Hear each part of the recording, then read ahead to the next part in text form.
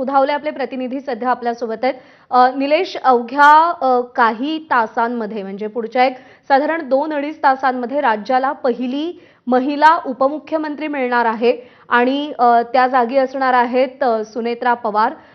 सध्या आपण चर्चा करतोय सुनेत्रा पवार यांच्या समोर नेमकी काय आव्हानं आहेत, पक्ष एकसंध ठेवणं, तळागाळातल्या लोकांपर्यंत पोहोचणं. सुनेत्रा पवारांची राजकीय कारकीर्द सुद्धा आपण पाहिलेली आहे आणि आता पुढच्या काही तासांमध्ये त्या राज्याच्या पहिल्या महिला उपमुख्यमंत्री होणार आहेत. काय जबाबदारी असेल त्यांच्या खांद्यावर?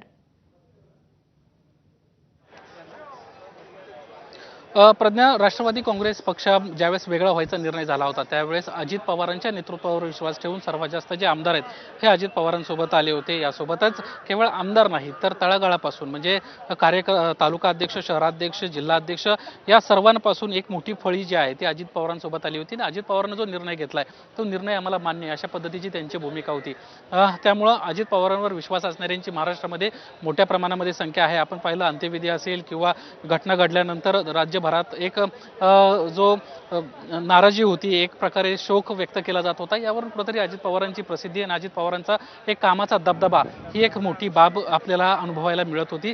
आता सुनेत्रा पवार ज्यावेळेस उपमुख्यमंत्री पदाची शपथ घेत आहेत त्यावेळी त्यांच्यापुढे मोठी आव्हानं ही असणार आहेत. कारण अजित पवारांना जो कामाचा धडाका लावला होता, ज्या पद्धतीने अजित पवार काम करायचे किंवा सकाळी उठून लवकर अधिकाऱ्यांना फोन करणं, जिल्हाधिकाऱ्यांना फोन करणं आणि तात्काळ सर्वसामान्यांचे प्रश्न सोडवणं हे कामाचा एकतर भाग झालाच. मात्र पक्ष एक करणं, पक्षासंदर्भात जर पाहायला गेलं तर ज्यावेळेस अजित पवारांचं निधन झालं त्यावेळेस पक्षाचं पुढं काय होणार, आमदारांचं पुढं काय होणार, आमदार पुढं काय भूमिका घेणार, खासदारांच्या बाबतीमध्ये माजी खासदार असतील ते काही भूमिका घेणार का, वेगळा निर्णय घेणार का, अशा वेगवेगळ्या चर्चा सुरू झाल्या होत्या.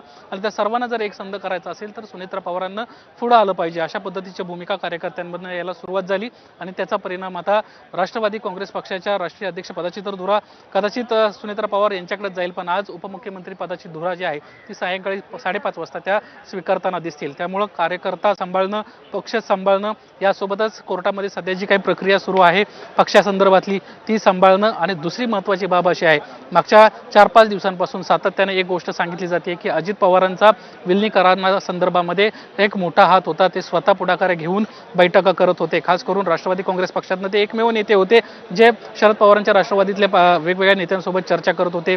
त्यांना कुठेतरी जिल्हा परिषदेच्या निवडणुकानंतर आपण एक झालं पाहिजे अशा पद्धतीची भूमिका मांडत होते. त्या संदर्भात नेमकं काय करायचं, कशा पद्धतीनं भूमिका मांडायची, कार्यकर्ते सध्या एक नाराजीचा सूर असा आहे की अजित पवारांचं निधन झाले आणि त्यानंतर लगेचच 2 दिवसात तुम्ही उपमुख्यमंत्री पदाची शपथ घेताय, त्यामुळे एक मोठा दबाव देखील तो आहे. हा दबाव त्या कशा सांभाळतायत, जे प्रश्न सध्या उपस्थित केले जात आहेत एकत्रीकरणासंदर्भात त्यावर त्या काय उत्तर देत आहेत आणि कशा पद्धतीनं आगामी काळात राष्ट्रवादी काँग्रेस पक्षाची पुढची लाईन असणार आहे हे देखील त्यांच्यासाठी एक मोठं आव्हान असणार आहे. कारण राष्ट्रवादी काँग्रेस शरदचंद्र पवार पक्षाचे प्रमुख शरद पवार यांना आज स्पष्टपणे सांगितलं आणि कुठेतरी राष्ट्रवादी काँग्रेससोबत आपण येत नसून पुढची जी आपल्या पक्षाची भूमिका आहे ती आपली नवी पिढी स्वीकारेल असं देखील त्यांना स्पष्टपणे म्हटलंय. त्यामुळे राष्ट्रवादी काँग्रेस शरदचंद्र पवार पक्ष सोबत येणार नसेल तर राष्ट्रवादी काँग्रेस पक्ष आपली भूमिका कशी पुढे घेऊन जाणार. जिल्हा परिषदेच्या निवडणुका तोंडावर आहेत, त्या निवडणुकीमध्ये दोन्ही पक्षाचे जे कार्यकर्ते आहेत, उमेदवार आहेत ते घड्याळ चिन्हावर उभे आहेत.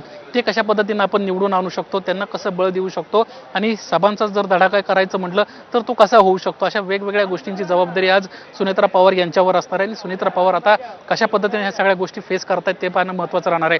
हे झालं पक्षीय, परंतु प्रशासकीय पातळीवर पाहायला गेलं तर ज्या जरी राज्यसभा खासदार असल्या तरी त्यांचा कार्यकाळ हा तितकासा मोठा कार्यकाळ नाही आहे, त्यांची देखील सुरुवातच होती.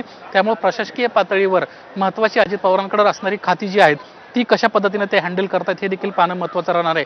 अजित पवारांचं प्रशासनावर मोठा होल्ड होता, राज्य उत्पादन शुल्क त्यांच्याकडे खातं होतं, यासोबतच अर्थ व नियोजन खातं होतं, अल्पसंख्याक खातं होतं, क्रीडा खातं होतं, अशा वेगवेगळ्या खात्यांची जबाबदारी सुनेत्रा पवार यांना सांभाळायची आहे. सध्या साधारणपणे 1.5 महिन्यानंतर अर्थसंकल्प ज्यावेळेस जाहीर होईल त्यावेळेस त्या कालावधीसाठी मुख्यमंत्री देवेंद्र फडणवीस ही बाजू अर्थ खात्याची सांभाळतील.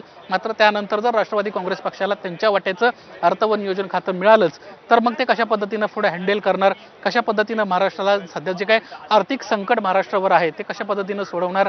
लाडक्या बहीण योजनेमध्ये मोठ्या प्रमाणामध्ये सध्या पैसे चालले आहेत, त्याच्यावरून राष्ट्रवादी काँग्रेस पक्षावर सातत्यानं टीका होत असते.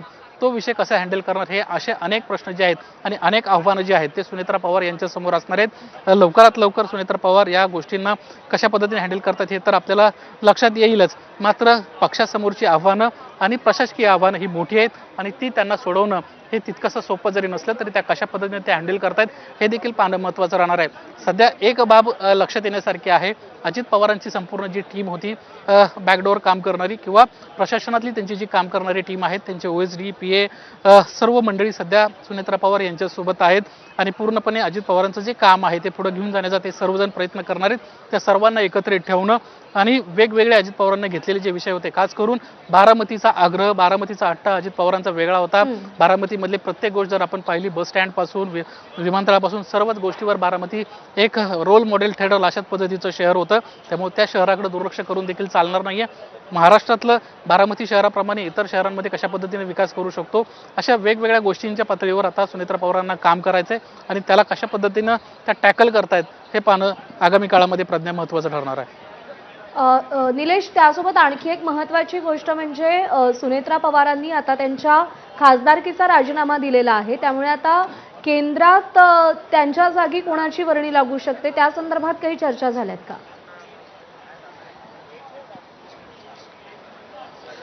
प्रज्ञा, या संदर्भामध्ये खरं तर अजित पवारांच्या निधनानंतर एक पवार कुटुंबाची अंतर्गत बैठक पार पडली होती. त्या बैठकीमध्ये पवार कुटुंबीय होते, यासोबतच पक्षातले इतर महत्त्वाचे देखील पदाधिकारी होते आणि त्या बैठकीमध्येच कुठेतरी पार्थ पवार यांना एक इच्छा बोलून दाखवल्याची माहिती ABP माझाला विश्वसनीय सूत्रांनी दिलेली आहे. आईचं जे पद खाली होईल, म्हणजे सुनेत्रा पवारांचं जे राज्यसभेचं पद खाली होईल, त्या जागी कुठेतरी आपली नियुक्ती केली गेली पाहिजे, अशा पद्धतीची त्यांची भूमिका आहे. शेवटी हा सर्वस्वी निर्णय हा राष्ट्रवादी काँग्रेस पक्षाच्या कोर कमिटीचा असणार आहे. त्या कोर कमिटीमध्ये हा विषय येईल. सध्या तरी केवळ उपमुख्यमंत्री पदाचा आज विषय प्राप्त होतोय, मार्गी लागतोय. त्यानंतरच्या काळामध्ये राष्ट्रीय अध्यक्ष, राज्यसभेचे खासदार, आणखीन एक राज्यसभेची जागा खाली आहे, त्याचा विषय, असे वेगवेगळे विषय जे आहेत ते समोर येणार आहेत आणि त्या संदर्भामध्ये राष्ट्रवादी काँग्रेस पक्षाची कोर टीम निर्णय घेणार आहे. पार्थ पवारांची सध्या जरी इच्छा असली तरी पार्थ पवारांच्या बाबतीमध्ये पक्षातले इतर सुनेत्रा पवारांचे सहकारी कशा पद्धतीनं ती गोष्ट घेतायत, त्याला खरंच संधी मिळते का हे पाहणं महत्त्वाचं राहणार आहे.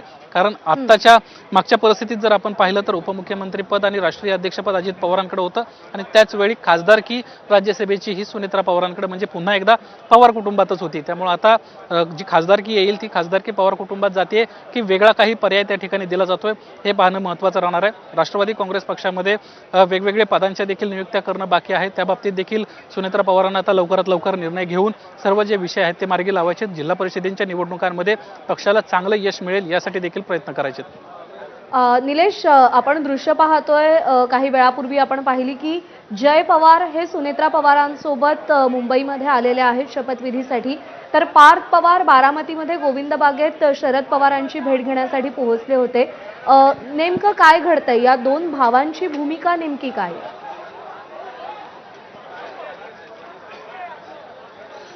प्रज्ञा, सकाळी शरद पवारांची पत्रकार परिषद झाली आणि त्याच्यामध्ये अनेक धक्कादायक खुलासे शरद पवारांच्या वतीने करण्यात आले.